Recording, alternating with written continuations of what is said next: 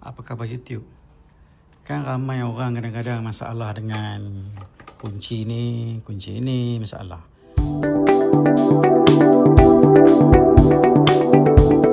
Kadang-kadang fuel tank ni tak boleh buka, kunci stuck.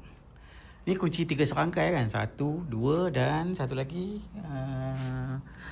Ni, satu lagi ni. 3 serangkai. Tak mahal pun kalau tukar dalam RM50 je. Buka sendiri ya. Kalau tukar kat kedai mahal lah.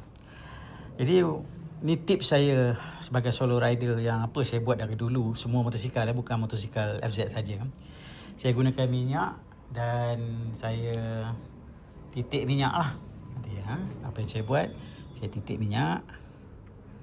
Je lah, titik je sikit je minyak dalam tu.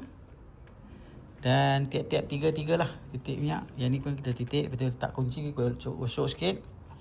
Kita ambil kunci dan pastikan minyak tu masuk ke dalam. Ini preventive maintenance ya, bukan kalau dah jadi baru nak buat. Kalau dah jadi nak buat tak gunalah. Itu masalah sikit. Ya, biasalah. Bagi smooth. Okey. Bagi smooth. Jadi saya pakai motor dah lama sangat lah. Dan alhamdulillah tak pernah lah bermasalah dari segi tempat kunci.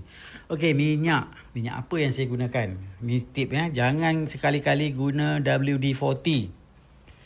WD-40 akan merosakkan barang-barang getah sekira ada. Ni, tengok betul-betul ni. Gambar apa tu? Tu gambar treadmill . Jadi saya syorkan guna minyak treadmill. Kerana minyak treadmill ni dibuat dari silicon base. Silicon base dia tak merosakkan getah. Treadmill kan ada banyak barang getah. Belilah di Shopee. Jangan tanya saya link . Ni Shopee ni dalam RM1 ke RM2 sebotol. Sekali jual 10 botol. Satu botol ni boleh tahan 10 tahun. Okey. Bye-bye. Terima kasih YouTube.